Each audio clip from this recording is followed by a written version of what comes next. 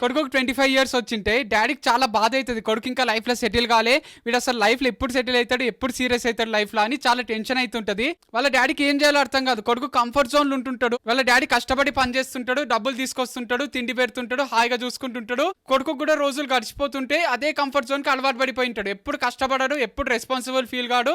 వాళ్ళ డాడీకి ఏమో నచ్చది, నేను లైఫ్ లాంగ్ ఉండను కదా వీనితోని, వీడు ఎట్లా బతుకుతాడు ఫ్యూచర్ లా అని చాలా టెన్షన్ అవుతుంటది. కొడుకు రెస్పాన్సిబిలిటీ అంటే ఏందో తెలవాలి కదా, డబ్బులు సంపాదించడం తెలవాలి కదా, ఏం చేయాలని బాగా ఆలోచిస్తుంటాడు. మస్తు సిక్ అయిపోతుంటాడు, ఏజ్ అయిపోతుంటది, వీక్ అవుతుంటాడు. కొడుకు గురించి ఆలోచిస్తుంటాడు. కొడుకు గురించి ఆలోచించి ఎక్కువ వీక్ అవుతుంటాడు. కొడుకు ఏమంటాడంటే రివర్స్ లో డాడీతోని, డాడీ నువ్వు డబ్బులు సంపాదిస్తున్నావు అంత మంచినే ఉంది కానీ నా కోసం ఏం ఆస్తులు సంపాదించలే డాడీ, ఒకవేళ సడన్ గా చచ్చిపోతే నేను ఎట్లా బతుకుతా డాడీ అని వాళ్ళ డాడీకే రివర్స్ మాట్లాడతాడు. వాళ్ళ డాడీకి మస్తు గిల్టీ అవుతుంది. అయితే చెప్తాడు కొడుకుతోని, నేను చచ్చిపోయినాక చెప్దాం అనుకున్నారా కానీ ఇప్పుడే చెప్తున్నా, నీకోసం చాలా డబ్బులు దాచిపెట్టినా, కాకపోతే ఇక్కడ దాచిపెట్టలే, మన ప్లేస్ నుంచి చాలా దూరం దాచిపెట్టినా, సో అక్కడికి పోయి నువ్వు కలెక్ట్ చేసుకోవచ్చు. సరే డాడీ కలెక్ట్ చేసుకుంటా అంటాడు. కొడుకు ఒక మ్యాప్ ఇస్తాడు, ఒక రూట్ మ్యాప్ ఇస్తాడు. నేను ఏదైతే దాచిపెట్టినానో ఆ రూట్ మ్యాప్ రా, ఇది ఈ ప్లేస్ లో నీకు కావాల్సిన డబ్బులు బంగారం అన్ని ఉన్నాయి, పోయి కలెక్ట్ చేసుకోపో అంటాడు.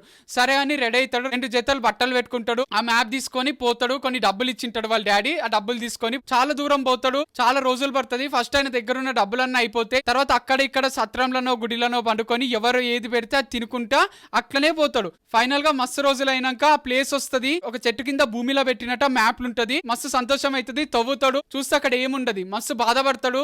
అరే మా డాడీ ఎందుకు ఇట్లా చేసిండు అనుకుంటాడు. తీసుకుపోయిన పైసలు అన్ని అయిపోయింటాయి కదా, రివర్స్ మళ్ళీ ఇంటికి వద్దాం అనుకుంటాడు. సో పోయేటప్పుడు చాలా మంది పరిచయం అయింటారు. కొందరు మంచోళ్ళు పరిచయం అయింటారు, కొందరు చెడ్డోళ్ళు పరిచయం అయింటారు. ఫస్ట్ అయితే దొంగలిన దగ్గర ఉన్న డబ్బులు దోచుకోపోనికి ట్రై చేసింటారు. చాలా రకాల మనుషులను చూసింటారు. వచ్చేటప్పుడు కూడా వాళ్ళ దగ్గర మళ్ళీ ఫ్రీగా తినలేక వాళ్ళ దగ్గరనే చిన్న చిన్న పనులు చేసుకుంటా కొన్ని డబ్బులు ఇచ్చి ఆయన తింటే ఆయన సంపాదించుకుంటాడు. అట్లనే వాళ్ళని వీళ్ళని కలుసుకుంటా రిటర్న్ వస్తాడు ఇంటికి. ఇంటికి వచ్చినాక డాడీ అడుగుతాడు, ఏమ్రా దొరికినాయి ఆ పైసలు అంటే, ఎందుకు డాడీ అబద్ధం చెప్పినావు, నాకు దొరకలేను ఇట్లా అనుకోలే డాడీ నేను అంటే, వాళ్ళ డాడీ అంటాడు ఎట్లా అనిపించింది రా జర్నీ అంటే, పోయేటప్పుడు అంతా అది ఎప్పుడు దొరుకుతుందా ఎప్పుడు తీసుకుందామా అన్న టెన్షనే ఉండే మైండ్ లా. పోతూ పోతూ చాలా మందిని కలిసిన, చాలా మంది హెల్ప్ చేసిండ్రు, రకరకాల మనుషులను కలిసిన.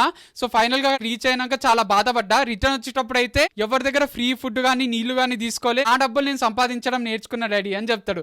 సో వాళ్ళ డాడీ చాలా సంతోషపడతాడు. నువ్వు ఇట్లా నేర్చుకోవాలని, నీకు ఒక బాధ్యత తెలవాలని, నువ్వు కష్టపడాలని నేను ఇట్లా చేసినారా, అదేం పెట్టలే నేను, కానీ నీకు లైఫ్ అంటే ఏందో తెలవాలి, మనుషులు ఎట్లుంటారో తెలవాలని ఇట్లా చేసిన అని చెప్తాడు. అయిపోయింది కథ. ఎంత అద్భుతమైన నీతి ఉందంటే కథలా. అంటే ప్రతి మనిషికి రెస్పాన్సిబిలిటీ అంటే ఏందో తెలవాలి తెలుసా. అంత ఈజీ ఉంటుంది డబ్బు సంపాదించడం. డబ్బు సంపాదించే క్రమంలో చాలా మందిని కలుస్తుంటాం, చాలా మంది చెడ్డోళ్ళని కలుస్తాం, చాలా మంది మంచోళ్ళని కలుస్తాం, మామూలు వాళ్ళని కలుస్తుంటాము. రకరకాల మనుషులు ఉంటారు, రకరకాల మనస్తత్వాలు ఉంటాయి. అందరు మనసు అర్థం చేసుకొని వాళ్ళకి తగ్గట్టు కొన్నిసార్లు పోవాల్సి వస్తుంది, వాళ్ళకి ఎదురు కొన్నిసార్లు పోవాల్సి వస్తుంది. అప్పుడే లైఫ్ అంటే ఏందో అర్థమవుతుంది. ఎవరికైనా వాళ్ళ పైసలు వాళ్ళు సంపాదించుకోవాలనే ఉంటది. కాకపోతే ఏం చేయాలి, ఎట్లా చేయాలో అర్థం కాదు. ఒక్కడుగు ముందుకు పడదంతే. సో ధైర్యంగా బయటికి ఒక్కడుగు ముందుకు పెడితే, మన కంఫర్ట్ జోన్ లో నుంచి బయటికి వస్తే 100% ఈ రోజు కాకపోయినా ఏ రోజు ఒక రోజు సక్సెస్ వస్తుంది. ఎందుకంటే మనకు లైఫ్ అంటే ఏందో అర్థమవుతుంది, ప్రపంచం ఎట్లుందో అర్థమవుతుంది. సో ఫస్ట్ మన కంఫర్ట్ జోన్ నుంచి బయటికి వచ్చేసేయాలి. సో ఈ కథలు కూడా కొడుకు ఏమన్నాడంటే, పోయేటప్పుడు జర్నీ నేను ఎంజాయ్ చేయలే, ఎందుకంటే నా మైండ్ అంతా ఆ డబ్బు దగ్గరికి ఎప్పుడు రీచ్ అవుతానా అని ఉంది, కానీ ఆ జర్నీ ప్రాసెస్ ని ఎంజాయ్ చేయలే. అదే రిటర్న్ జర్నీలా నా దగ్గర కోల్పోనికి ఏం లేదు, ఫైనల్ గా నాకు ఏదో దొరుకుతుందన్న ఆశ కూడా లేదు. కాబట్టి ఆ జర్నీని ఎంజాయ్ చేస్తూ వచ్చిన, ఆ రోజు బతుకుతూ వచ్చిన, మనుషులతో కూడా ఏ టెన్షన్ లేకుండా టైం స్పెండ్ చేసిన, నా డబ్బులు నేను సంపాదించుకునే స్టేజ్కి వచ్చిన. సో చాలా ప్లెజెంట్ అనిపించింది, చాలా హైలైట్ అనిపించింది రిటర్న్ జర్నీ అంటాడు. సో మనం లైఫ్ లో కూడా ఏం తప్పు చేస్తామంటే, ఎక్కడో దూరం చూస్తూ బతుకుతాం. అట్లా ఎప్పుడు కూడా బతకరాదు. మన లైఫ్ లో మన జర్నీలో ఎవరినైతే కలుస్తుంటామో వాళ్ళందరితో స్పెండ్ చేసిన టైం ఎంజాయ్ చేయాలి, మెమరీస్ అన్ని కలెక్ట్ చేసుకోవాలి కదా. ఫైనల్ గా రీచ్ అయితేనే నాకు ఒక కిక్ వస్తుంది, నాకు ఒక ఆనందం వస్తుంది అంటే అట్లా ఏముండదు. చిన్న చిన్న ఆనందాలు చాలా ఇంపార్టెంట్. ఎక్కడో చూస్తూ బతికితే ఈ చిన్న చిన్న ఆనందాలన్నీ కోల్పోతాం తెలుసా. సో ఈ చిన్న చిన్న ఆనందాలు కోల్పోరాదు అంటే మనము ఈ జర్నీని ఎంజాయ్ చేయడం అలవాటు చేసుకోవాలి. అండ్ రెస్పాన్సిబిలిటీలో కూడా చాలా ఆనందం ఉంటుంది తెలుసా. ఫ్యామిలీ కోసం ఒక పని చేస్తున్నాం అనుకోండి, ఫ్యామిలీ కోసం కష్టపడుతున్నాం అనుకోండి, మనం కష్టపడుతున్నప్పుడు వాళ్ళ కళ్ళల్లో ఒక ఆనందం ఉంటది కదా, చాలా అద్భుతంగా ఉంటది. నేను ఏమంటున్నా అంటే, ఆ రెస్పాన్సిబిలిటీ ఉంటది కదా, పాలోడ్ వచ్చినప్పుడు బిల్లు కట్టాలి, పేపర్ రోడ్ వచ్చినప్పుడు బిల్లు కట్టాలి, కరెంట్ బిల్లు కట్టాలి, కిరాణా తీసుకురావాలి, పెట్రోల్ కి పైసలు కావాలి, ఇంటి ఈఎంఐలు ఉంటాయి, కార్ ఈఎంఐలు ఉంటాయి, ఎన్నో ఖర్చులు ఉంటాయి. ప్రతి నెల ఫస్ట్ వస్తానే బెల్లు కొట్టి పాల బిల్లు అడిగినా ఇమ్మీడియట్ తీసి ఇయ్యలేకపోతే తర్వాత రా బాబు మళ్ళిస్తా పైసలు అని చెప్తే ఎంత లేదన్నా ఒక ఇన్సల్టింగ్ ఫీల్ వస్తుంది కదా లోపల.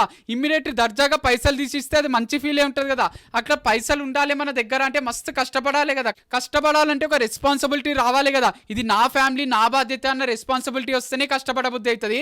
ఎప్పుడైతే కంఫర్ట్ జోన్ నుండి వేరే వాళ్ళు పైసలు సంపాదిస్తున్నా నేను హాయిగా కూర్చొని తింటా అంటే లైఫ్ లాంగ్ అట్లనే ఉండబుద్ధి అవుతుంది. అందుకే చాలా మంది లేజీ అయిపోతున్నారు. ఎప్పుడు కూడా తప్పు చేయరాదు, ఫ్యామిలీకి ఎప్పుడు కూడా బర్డన్ కారాదు. మనం వాళ్ళకు ఒక అసెట్ కావాలి, మనం అంతే. వాళ్ళకి మిమ్మల్ని చూసి ఒక ప్రౌడ్ ఫీల్ రావాలి, అరే నా కొడుకు నా కూతురు ఇంత రెస్పాన్సిబుల్ ఉన్నారు అని నలుగురికి వాళ్ళు చెప్పుకున్నా గర్వంగా ఫీల్ కావాలి. ఎవరన్నా వచ్చి అరే ఏం కొడుకున్నాడు నీకు, ఏం కూతురు ఉంది నీకు అంటే వాళ్ళకి మస్తు ప్రౌడ్ ఫీల్ రావాలి. అట్లా ప్రౌడ్ ఫీల్ చేపియాలి పేరెంట్స్ ఎప్పుడైనా కానీ. వాళ్ళకి ఎప్పుడు కూడా గిల్టీ ఫీల్ చేపియారు. అరే నీ కొడుకు చదివైపోయింది ఇంకా ఉద్యోగం రాలేదా, అరే నీ కొడుకు ఏం పని చేయడా, ఎప్పుడు ఇంట్లో ఖాళీగానే ఉంటాడా అని అంటే వాళ్ళకి చాలా బాధ అవుతుంది. బాధ పెట్టాలనుకుంటే ఏమో చేయాల్సిన అవసరం లేదు, ఇట్లా ఖాళీగా ఇంట్లో ఊరికే కూర్చుంటే కూడా వాళ్ళకి బాధ అవుతుంది. దేశానికి ఏదో చేయాలంటే మిలిటరీలోనే జాయిన్ కావాల్సిన అవసరం లేదు. ఇట్లా కష్టపడి పని చేస్తూ డబ్బులు సంపాదించి ఆ ట్యాక్స్ కట్టినా ఆ దేశానికే యూజ్ అవుతుంది. కాబట్టి కష్టపడి పైసలు సంపాదించి ఎక్కువ ట్యాక్స్ కడుతుంటే ఎక్కువ హెల్ప్ అవుతుంది కదా దేశానికి. చిన్న ఏనుగుని ఇనుప గొలుసులతోని స్తంభానికి కట్టేస్తే అది ఫస్ట్ కొన్ని రోజులు ఇడిపించుకోనికి ట్రై చేస్తుందంట, తర్వాత ఎట్లయినా తెగదు కదా అని రిలాక్స్ అయిపోతుందంట.